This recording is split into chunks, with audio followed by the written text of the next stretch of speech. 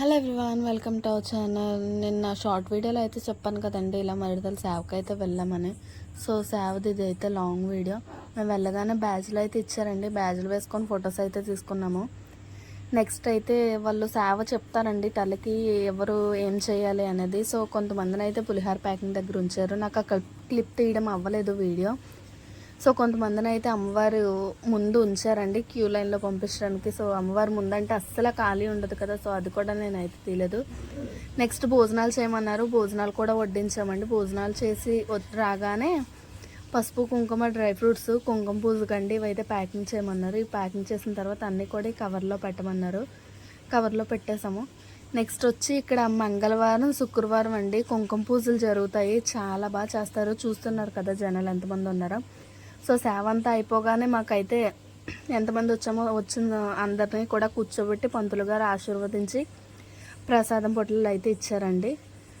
అది అయిపోగానే మేమైతే ఒకసారి అలా తీర్థలో కూడా తిరిగామండి. చాలా బాగుంటుంది. 4 రోజులు కూడా గుడి అయితే ఖాళీ అంటే ఉండదు. పెద్దాపురం మరిడితల్లి అమ్మవారి గుడి. సో మీకు అమ్మవారి గుడి విశిష్టత, అమ్మవారి గురించి కూడా మీకు పంతులు గారి మాటల్లో అయితే వినిపిస్తాను. అది కూడా ఒకసారి వినండి. ఎవరైనా అమ్మవారిని దర్శించుకోకపోతే ఒకసారి వెళ్ళండి.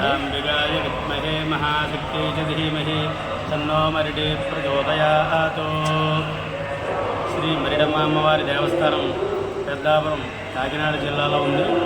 ఈ అమ్మవారు ఇంచుమించు సుమారు 400 సంవత్సరాల క్రితం ఉండే దేవాలయం ఇది. ఈ అమ్మవారు ఎలా వెలిసిందంటే ఇక్కడ చుట్టుపక్కల అడవి కింద ఉండేది పూర్వం. ఇక్కడ మానవజీ చెరువు అనే ఒక చెరువు ఉండేది, పూర్వం చెరువు. ఆ చెరువు దగ్గర ఒక పశువులు కాసుకుంటూ ఉండగా ఒక చిన్న పిల్ల వాళ్ళకి కనబడి, నేను ఇలా వాళ్ళ సామలపాటు చింతపల్లి వారి ఆడబస్సుని అంచేత వారికి తెలియజేసి ఇక్కడ దేవాలయం కట్టమానండి అని చెప్పిందండి. చెప్పి అదృష్టమైపోయింది ఆ అమ్మాయి. అప్పుడు ఈ పశువుల కాపర్లు అందరూ కూడా సామలు కూడా వెళ్ళి వారికి చెప్తే వాళ్ళు వచ్చి ఇక్కడ వెతగ్గా ఆ అమ్మాయి కనబడలేదు. కానీ ఆ చెరువులో ఒక కర్ర గద్దె కనబడిందండి. పసుపు పూసినటువంటి కర్ర గద్దె. ఆ గద్దెని పెట్టి అక్కడ ప్రతిష్ఠించి అక్కడ ఒక తాటికి పాకలా వేసి అప్పుడు వాళ్ళు పూజ చేయడం ప్రారంభించాక అది రాను ఇలా ఈ దేవాలయం ఏర్పడింది. అది పూర్వం అసలు ఈ మరిడమ్మవారు ఆషాఢ మాసంలోనే జాతర చేయడంలో విశేషం ఏంటంటే, పూర్వం ఆషాఢ మాసం అంటే వర్షాకాలం అన్నమాట. వర్షాకాలంలో ఎక్కువ కలరా, మసూచి అనే అంటువ్యాధులు వచ్చేవి. అప్పుడు అంటువ్యాధులు వస్తుంటే అప్పుడు ఈ అమ్మవారిని పూజించడం వల్ల అవి పోయేట.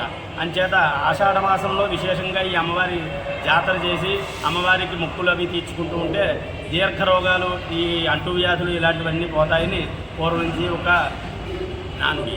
అంచేత ఈ ఆషాఢ మాసం శ్రీ మరిడమ్మ అమ్మవారిని దర్శించుకుని అందరూ కూడా అమ్మవారి అనుగ్రహం పొందాలని ప్రార్థిస్తున్నాను.